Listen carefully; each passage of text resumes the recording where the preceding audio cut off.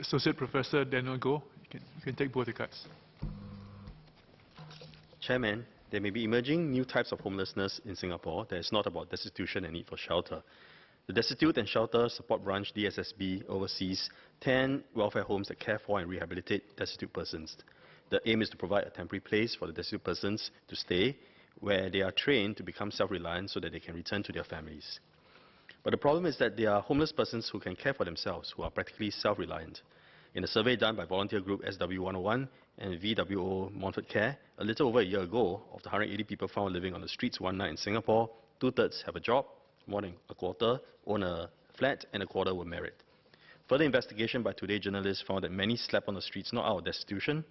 They were homeless because they had personal relationship issues and were estranged from their families, or because they were unable to purchase HDB flats or adapt to sharing HDB public rental flats with strangers.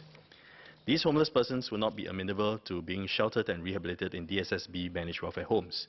Their sense of independence will be too strong, and in many ways, they are already self-reliant in their very struggle of keeping a job while sleeping on the streets. Reuniting them with their families is a noble aim, but it will be necessary to provide dedicated counseling and mediation resources to achieve this. There's a need for MSF to study the homeless Singaporeans found on the streets today to understand these new types of homelessness. Beyond understanding the homelessness, the aim should also be to redesign the DSSB's work to help return these homeless persons to their homes and families. Second card, adoption support. Chairman, compared to the decade before, the number of children adopted in Singapore has halved in this decade. For example, 352 children were adopted in 2014 compared to 731 children in 2004. Restrictions on international adoptions by some countries such as China explain part of the drop. But fewer unwanted pregnancies and higher abortion numbers have also been cited as reasons. I believe many Singaporean couples wishing to adopt would like to adopt babies born locally rather than engage in overseas adoption due to the risks, legal problems and ethical issues involved in overseas adoption. I believe many are also willing to pay for the medical, delivery and postnatal care costs for birth mothers as a gesture of gratitude and honour. But there is an information gap that separates would-be birth mothers and adopting parents. Single women with unwanted pregnancies do not have the full information available to make the proper decision to abort or to carry the fetus to full term for adoption.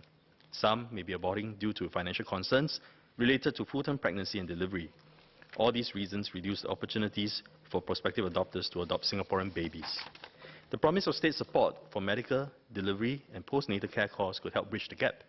Actually, to call the support subsidies may be wrong, as the cost could be clawed back through an adoption fee charged to prospective adopters who are willing to pay in the first place.